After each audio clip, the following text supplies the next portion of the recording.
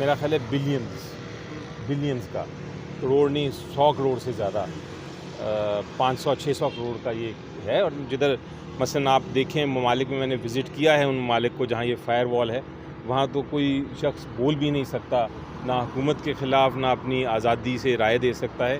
وہاں فائر وال ہے، ان کو پکڑ کے لے جاتے ہیں. پاکستان میں یہ پاسبلٹی نہیں نظر آتی مجھے. Thank you.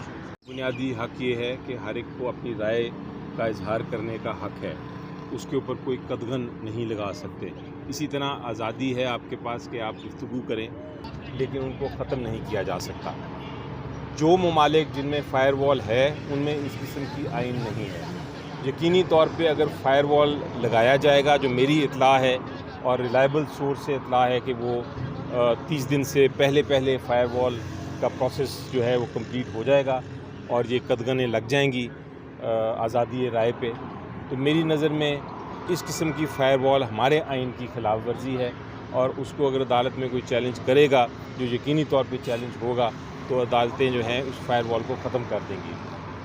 ریگولیشن ہو سکتی ہے، یہ آپ بات سمجھ لیجئے کہ ریگولیشن ہو سکتی ہے. آپ ریگولیٹ کر سکتے ہیں، آپ کہہ سکتے ہیں کہ اس قسم کی چیزیں نہیں آنی چاہیے. مثلاً اوبسینٹی جو ہوتی ہے، پورنوگرافی جو ہوتی ہے، اس قسم کی چیزیں آپ کنٹرول کر سکتے ہیں. اس کے لیے آپ وال کھڑی کر سکتے ہیں. لیکن فائر وال کا مطلب ہے کہ آپ نے بالکل بند کر دیا، بالکل کنٹرول کر دیا، وہ نہیں ہو سکتا. پاکستان اگر لگاتا ہے تو کتنے پیسے اس پہ حکومت کی کہا جا رہا ہے کہ کروڑوں روپے کا یہ پروجیکٹ ہے؟